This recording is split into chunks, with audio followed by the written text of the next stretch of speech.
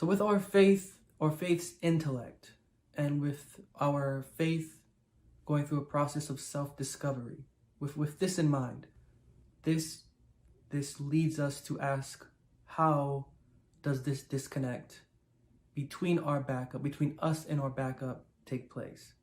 And Paul gives us an excellent illustration. The illustration in and of itself is utterly vague, and taken out of context makes no right sense. But we have not correctly put this into place, and I'm giving this now so that when we do put this into place, it will all make sense. In the book of Romans, chapter 6 and verse 4. In the book of Romans, chapter 6 and verse 4, there are verses prior, but just highlighting this one verse.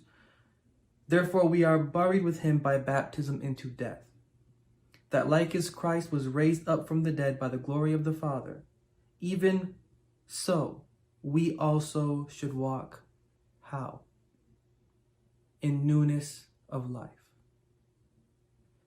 And before touching on that verse, newness of life. Remember newness of life, because Paul takes this same phrase in the next chapter and he articulates it in a more clear way.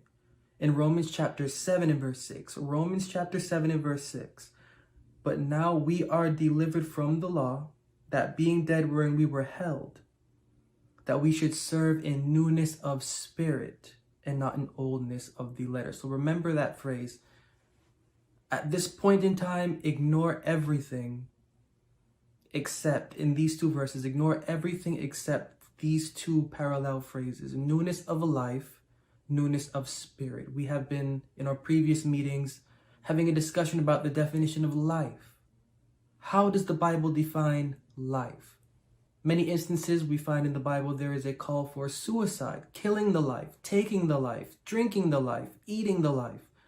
Suicide and cannibalism. This is what the Bible's promoting. Literal, right? No matter how we may read these things in the context of these words, their allegory is not pointing to anything literal. There is an eating, yes. There is a drinking, yes. There is a cannibalism, yes. There is a suicide, yes. But it has nothing to do with our physical self. And Paul just let us know. And this is how the Bible teaches.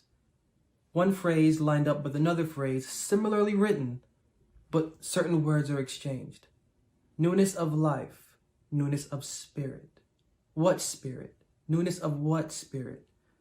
Life equals spirit, spirit equals life. In the book of Ephesians chapter 4, Paul lets us in further. Again, even before touching on what this means, just bring in certain verses to let the air clear itself. In Ephesians chapter 4, verse 22 and 23, Paul writes that you put off concerning the former conversation the old man, which is corrupt according to the deceitful lust, and be renewed in the spirit of your what?